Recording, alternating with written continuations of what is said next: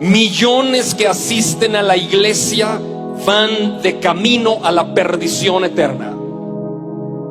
¿Cuántos hoy, llamándose cristianos, cometen cualquier cantidad de pecados a propósito? ¿Cuántos hoy, llamándose cristianos, están cometiendo adulterio y viviendo en pasiones desordenadas con la esposa o con el esposo del compañero? ¿Cuántos hoy, llamándose cristianos, están haciendo negocios ilícitos?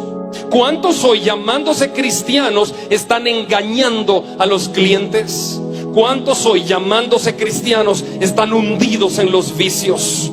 ¿Cuántos hoy, llamándose cristianos, no viven de acuerdo a la palabra de Dios? De hecho, hoy vemos no solamente individuos que se llaman cristianos y viven en pecado, sino que vemos iglesias completas que viven en pecaminosidades. Iglesias donde proliferan los bailes sensuales, los asistentes quedan extasiados al ver al grupo invitado con chicas y chicos bailando con los pantalones caídos, enseñando la piel de sus glúteos y bailando por todos lados con el humo y las pantallas, y la gente con sus celulares tratando de grabar algo. ¿Es cristianismo? No, no es cristianismo. Hoy vemos cómo se llevan a cabo conciertos de todo tipo que aparentan ser cristianos porque tienen el título de cristianos, pero de evangelio no tienen nada, nada de Biblia, nada de confrontar a la gente con el pecado. Hoy estamos viviendo una generación en donde muchos predicadores parecen payasos contando chiste tras chiste desde el púlpito, en vez de predicar la palabra del Señor que conduce a la vida eterna. Hoy muchos están predicando solo de prosperidad material, y mientras más te hablen de prosperidad material, la gente como que está más feliz, pero ese no es el evangelio. El evangelio es poder de Dios para salvar.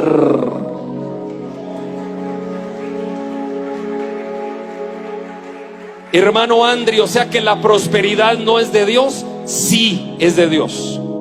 Los evangélicos prosperamos porque cambiamos nuestro estilo de vida, pero el sentir central del evangelio no es la prosperidad material, es la vida eterna.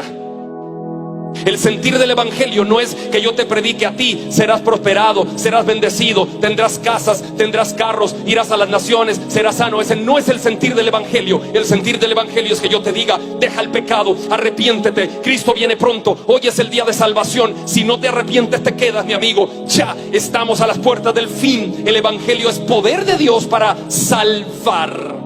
Que se nos quede claro eso. El evangelio es poder de Dios para salvar al judío primero y luego a nosotros. Estimados hermanos, qué tristeza da hoy mirar las barbaridades que se cometen en el pueblo de Dios. Ya parecen muchos templos, parecen circos, en donde el predicador hace una pausa en la prédica y empieza a ver al techo y dice: wow, está cayendo polvo de oro del techo. Por favor, esto no es un circo. Abra la boca: ay, tiene 2 muelas de oro. Por favor, por favor, por favor. Cristo vino para que tú tengas muelas de oro. Cristo vino para que tú hagas ver cómo cae polvo del cielo o del techo. No torzamos la verdad de las escrituras, por favor. Si algo caracteriza a la iglesia bíblica de Guatemala es que somos bíblicos. Y todo lo que esté aquí en la palabra de Dios lo vamos a predicar llana y sencillamente. Lo demás no lo vamos a tolerar. Hoy, hermanos, preguntémonos: ¿somos de verdad cristianos o estamos jugando al cristianismo? ¿De verdad tú eres cristiano o solo estás jugando al evangelio? ¿De verdad? ¿Cómo sabes que eres cristiano? ¿Cómo lo sabes? Hay mucha gente que tiene 20 años de asistir a las iglesias, y cuando uno los confronta con una pregunta: ¿realmente eres cristiano? No sé, pastor, he estado en la iglesia, claro, pero en la iglesia hay trigo y hay cizaña. Y aquí en esta congregación muchos somos trigo, pero muchos pudieran ser cizaña, que están en la iglesia, están sentados en las bancas, pero no van al cielo. Por eso le puse a esta prédica: millones de asistentes a la iglesia hoy van camino a la perdición eterna. Llegará el día, hermanos, en que el mismo Señor Jesucristo juzgará a las naciones y con su hoz cegará. Y los que somos trigo iremos al granero celestial, y los que son cizaña irán al tormento eterno. Hermano, ¿qué tipo de persona eres tú? ¿Eres de los que solo asisten a la iglesia pero todavía no ha tenido un cambio tu vida? Si tu vida no ha cambiado, por el fruto que tú tienes se conoce si eres o no eres cristiano. Punto. Hoy llegamos a la prédica número 51 de la serie Apocalipsis que estamos estudiando en la Iglesia Bíblica de Guatemala, y nos corresponde mirar nuestro pasaje de estudio, el cual se encuentra en Apocalipsis 14, 14 al 20. Leamos. Miré y he aquí una nube blanca, y sobre la nube uno sentado semejante al Hijo del Hombre, que tenía en la cabeza una corona de oro y en la mano una hoz aguda. Y del templo salió otro ángel clamando a gran voz al que estaba sentado sobre la nube: mete tu hoz y ciega, porque la hora de cegar ha llegado, pues la mies de la tierra está madura. Y el que estaba sentado sobre la nube metió la hoz en la tierra, y la tierra fue cegada. Salió otro ángel del templo que está en el cielo, teniendo también una hoz aguda. Y salió del altar otro ángel que tenía poder sobre el fuego, y llamó a gran voz al que tenía la hoz aguda, diciendo: mete tu hoz aguda y vendimia los racimos de la tierra, porque sus uvas están maduras. Y el ángel arrojó su hoz en la tierra y vendimió la viña de la tierra, y echó las uvas en el gran lagar de la ira de Dios. Y fue pisado el lagar fuera de la ciudad, y del lagar salió sangre hasta los frenos de los caballos por 1600 estadios. El que está escribiendo Apocalipsis es Juan, el apóstol. Y Juan nos presenta dos escenas del juicio final. La primera escena, una cosecha de trigo que es cosechada por el Hijo del Hombre. Y la segunda escena, una cosecha de uvas que es cosechada por un ángel. La primera, el trigo al cielo. La segunda, las uvas al lagar de la ira de Dios. Empecemos nuestro estudio. Apocalipsis 14, 14. Vamos verso a verso. Miré y he aquí una nube blanca, y sobre la nube uno sentado semejante al Hijo del Hombre, que tenía en la cabeza una corona de oro y en la mano una hoz aguda. Ok. La primera cosecha es llevada a cabo por uno semejante al Hijo del Hombre, dice la Biblia. Recordemos a quién se le da ese calificativo, queridos hermanos. A Cristo. Vamos a la Biblia para ver por qué a Cristo se le llama el Hijo del Hombre. Leamos Daniel 7, 13 y 14. Vamos a ver por qué a Cristo se le llama el Hijo del Hombre, y que Él mismo es el que va a cegar la tierra en un futuro cercano. Daniel 7, 13, 14. Miraba yo, dice Daniel, en la visión de la noche, y he aquí con las nubes del cielo venía uno como un hijo de hombre, que vino hasta el anciano de días, y le hicieron acercarse delante de él, y le fue dado dominio, gloria y reino, para que todos los pueblos, naciones y lenguas le sirvieran.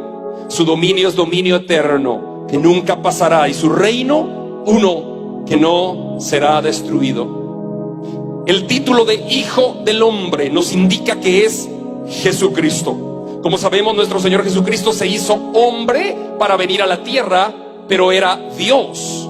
Siendo Dios, se hizo hombre. Por eso se le da el calificativo de Hijo de Hombre. Siendo Dios, se hizo hombre, y por eso es que tiene la facultad de juzgar a los hombres en su segunda venida. ¿Por qué? Porque es un Hijo de Hombre. Miremos lo que dice Juan 5:27. ¿Qué dice San Juan 5:27? Recordemos que Juan, el que escribe el Evangelio, también es el mismo Juan que escribe el Apocalipsis, y el mismo que escribe las 3 cartas de Juan. Juan 5:27. El Padre le dio autoridad de hacer ¿qué? De hacer juicio, por cuanto es ¿qué? Es el Hijo del Hombre. Ahí está. ¿A quién? A Jesucristo. Vamos también a Mateo 25, 31 al 34. Les dije que íbamos a leer mucha Biblia. Mateo 25, 31 al 34 dice: cuando el Hijo del Hombre venga en su gloria, ¿de quién habla? De Jesucristo, y todos los santos ángeles con él, entonces se sentará en su trono de gloria, y serán reunidas delante de él todas las naciones.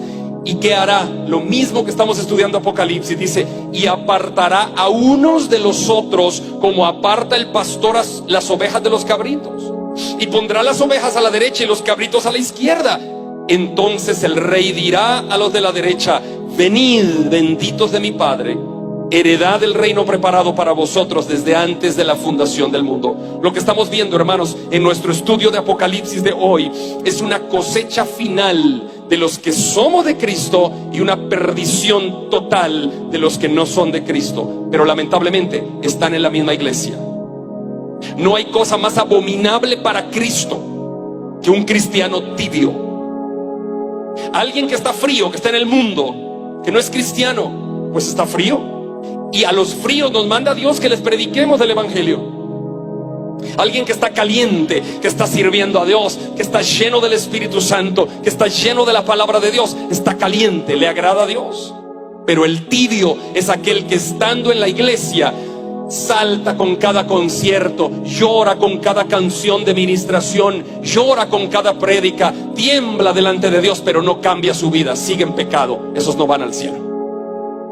Y no quiero decir que llorar esté mal o temblar esté mal. No, eso está muy bien. Lo malo es que hay gente que, aún haciendo eso, está en pecado. Hay gente que adentro de las iglesias sigue en pecado. Veamos, hermanos, ¿qué dice Apocalipsis 14, 15, 16? Sigamos el estudio porque si no nos entra la tarde.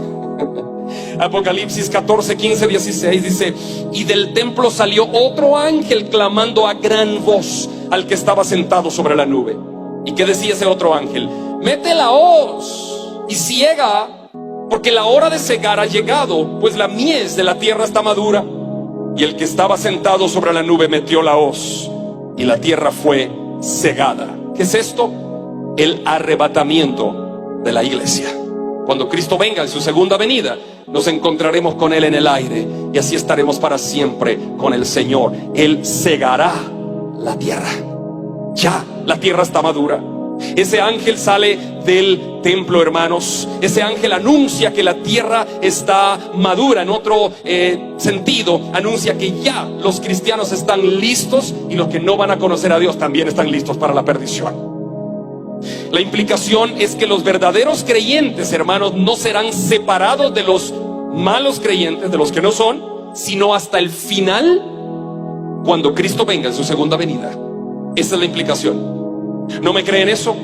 Vamos a ver una parábola en donde el mismo Señor Jesucristo lo dijo. Vamos a ver la parábola del trigo y la cizaña, San Mateo 13, 24 al 30. Les digo cuál es la implicación. La implicación es que todos estaremos juntos, pero en el día final, ahí se darán cuenta quiénes son los verdaderos hijos de Dios. Como la parábola de las 10 vírgenes, ¿se acuerdan? Que también podríamos citarla y traerla a colación. Pero para efectos de la prédica de hoy, veamos San Mateo 13, 24 al 30. Les refirió otra parábola diciendo: el reino de los cielos es semejante a un hombre, escuchen bien, que sembró buena semilla en su campo. Fíjense, sembró buena semilla. Supongamos que sembró el evangelio. Versículo 25. Pero mientras dormían los hombres, o sea, los sembradores, vino el enemigo. ¿El enemigo quién? Satanás. Y sembró cizaña entre el trigo y se fue. Ok, versículo 26. Y cuando salió la hierba y dio fruto, entonces apareció también la cizaña. 27. Vinieron entonces los siervos del padre de familia, o sea, los agricultores, y le dijeron: Señor, ¿no sembraste buena semilla en tu campo? ¿De dónde pues tienes cizaña? Él les dijo: un enemigo ha hecho esto. ¿Quién es el enemigo? El diablo. Y los siervos le dijeron: ¿quieres que vayamos y la arranquemos? Y él dijo: no, no sea que al arrancar la cizaña arranquen también con ella el trigo. Versículo 30. Dejad crecer juntamente lo uno y lo otro hasta la siega. Y al tiempo de la siega, esto es en el día de la segunda venida de Cristo, yo le diré a los segadores: recoged primero la cizaña, atadla en manojos para quemarla, pero también recoged el trigo en mi granero. Es exactamente lo mismo que está hablando Apocalipsis en nuestro estudio que estamos teniendo verso a verso de ese maravilloso libro profético. Apocalipsis está hablando de lo mismo. Jesucristo en su segunda venida con su hoz segará el trigo, y otro ángel con su hoz segará las uvas para el lagar de la ira de Dios. ¿Realmente estás en el camino del Señor? El evangelio no es para entretener personas, hermanos. No, para entretener personas hay que ir al circo, a ver payasos que tiran cuanta bolita para arriba y se entretiene uno. El evangelio es preparando a la gente para ir al cielo. Cuando yo estoy en la empresa para la cual trabajo y llega un nuevo y me lo recomiendan a mí, me dicen, entrena a este chico nuevo. ¿Qué tengo que entregarle yo a mi jefe? Un chico nuevo entrenado al cabo de un mes. La iglesia es eso. Estamos preparando gente para el encuentro con Dios. No preparando gente para que sean millonarios, carros y polvo de oro, dientes de oro. Eso que nos importa. O sea, a mí me importa igual si tengo dientes de oro, de plata o así como los tengo. Me da igual. ¿Qué me va a dar eso a mí? Que caiga polvo de oro me da igual que caiga polvo del Sahara y que se arruine mi carro. Igual el polvo de oro me arruinaría el carro. Tengo que limpiarlo y ese se raya. O sea, eso son tonterías. El evangelio no es de tonterías. El evangelio es palabra de Dios. No fue tontería que Cristo vino un día para abrir sus brazos de amor y misericordia en la cruz del Calvario, para salvarnos. Y ahí en la cruz, ahí entregó su vida, para que todo aquel que en él cree no se pierda, sino que tenga vida eterna.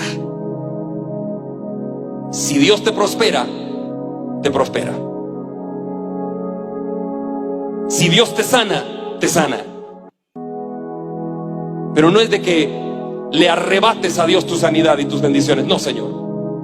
Pablo mismo, siendo apóstol de Jesucristo, le oró 3 veces a Dios: sáname, quítame el aguijón de mi carne. Y Dios le dijo: Pablito chulo, bástate mi gracia, no te voy a sanar, hijo. Apóstol. Él hubiera podido decir: arrebato mi salud y la arrebato y declaro. No, no, no. Apóstol. Y Dios le dijo: espérate, no te voy a sanar. Y Pablo se incorpora y dice: de buena gana me gloriaré en mis debilidades, porque cuando soy débil, entonces soy fuerte. Ese es el evangelio. Yo no estoy aquí para predicar cosas que están fuera de la palabra de Dios. Sigamos nuestro estudio. ¿Cómo sé que soy cristiano, pastor? Por sus frutos se conoce el árbol. Amén. Y el Espíritu Santo da testimonio a tu espíritu que eres hijo de Dios. Miremos que dice Juan 8:36. La peor cárcel de la gente hoy en día es la cárcel de las personas que están viviendo en la iglesia, pero aún viviendo en la iglesia viven en pecado. Esos están presos en una cárcel de su mente y no saben cómo liberarse, porque simplemente no han querido entregar su corazón a Cristo de a de veras. ¿Qué dice Juan 8:36? Así que si el Hijo os libertare, seréis verdaderamente libres.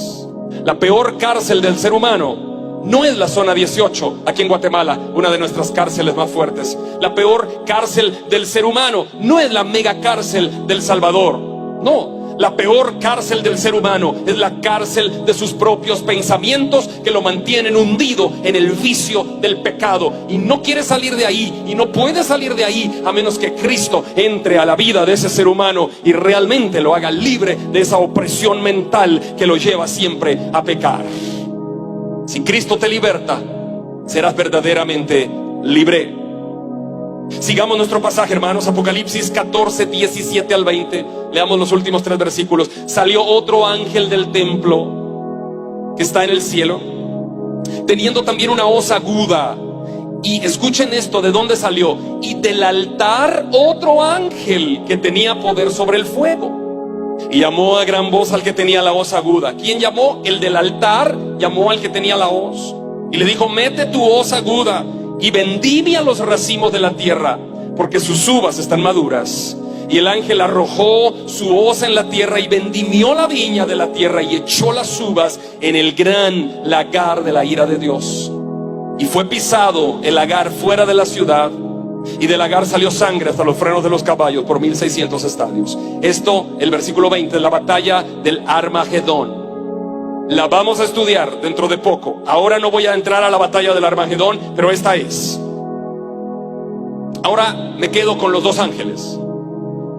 El primero, el Hijo del Hombre, metió la hoz y cosechó el trigo para su granero, el arrebatamiento de la iglesia. El segundo, El ángel que sale del altar le habla al que tenía la hoz aguda. ¿Por qué del altar? ¿Se recuerdan de Apocalipsis 6 cuando estudiamos que debajo del altar en el cielo estaban las almas de los decapitados, aquellos que habían sido muertos por el mensaje de Cristo y guardar el testimonio? ¿Se acuerdan? Y clamaban, dice, las almas de los decapitados debajo del altar clamaban pidiendo justicia a Dios. Por eso el ángel sale del altar, porque ahí está el clamor de las almas de los que habían muerto por causa del evangelio. Ahí está el alma de Esteban, aquel mártir del evangelio, en donde el apóstol Pablo, cuando antes de ser apóstol, estaba cuidando la mochila de los que apedreaban a Esteban. Ahí están las almas de los que han muerto por el evangelio. Y esas almas clamaban a gran voz. Y por eso de ahí sale la voz del ángel para pedir que corte todas esas uvas y que las ponga en el lagar del vino del furor de la ira de Dios. Hermanos, les voy a decir esta frase. Cuando Jesucristo vino a la tierra en su primera venida, vino a entregar su sangre para salvar a los pecadores. Cuando Jesucristo venga a la tierra en su segunda venida, vendrá a entregar la sangre de los pecadores que no quisieron aceptar su salvación. Hay una diferencia. La primera venida, Él entregó su sangre para que todo aquel que en Él cree no se pierda. La segunda venida, todo aquel que no cree en Él entregará su sangre en el lagar del furor de la ira de Dios. Pastor, ¿y por qué no nos predica más del amor de Dios? ¿Qué más quieres que te predique del amor de Dios? Esto es el puro amor de Dios. El amor de Dios es la ira de Dios también. No podemos predicar de amor sin ira. De hecho, te aseguro a ti, y te lo puedo firmar ante un abogado si quieres, que si alguien se lleva secuestrado a un hijo tuyo hoy mismo, o a tu mami, o a tu pareja, y que lo están torturando, y que te mandan un dedo, y que después te mandan otro dedo, y tu hijito te dice: papi, por favor, sálvame, y tú no sabes qué hacer, no sabes dónde están los secuestradores. Lo primero que tú quieres es justicia, y tú vas, pides justicia, dice: por favor, hagan justicia, y que esos que secuestraron a mi hijo paguen con su vida todo lo que han hecho. Eso es lo mismo, la misma figura. Acá, la misma figura. Pagarán con su vida aquellos que están jugando al evangelio. Por eso es que en el final de los días, la Biblia dice: muchos me dirán en aquel día: Señor, ¿no en tu nombre hacía campañas evangelísticas? ¿No en tu nombre sanaban los enfermos, echaban fuera demonios? Y el Señor les dirá: de cierto les digo que no les conozco. Wow. El evangelio no es juego, hermanos. No. No es moda. No. El evangelio es poder de Dios para salvar. Nunca olvides eso.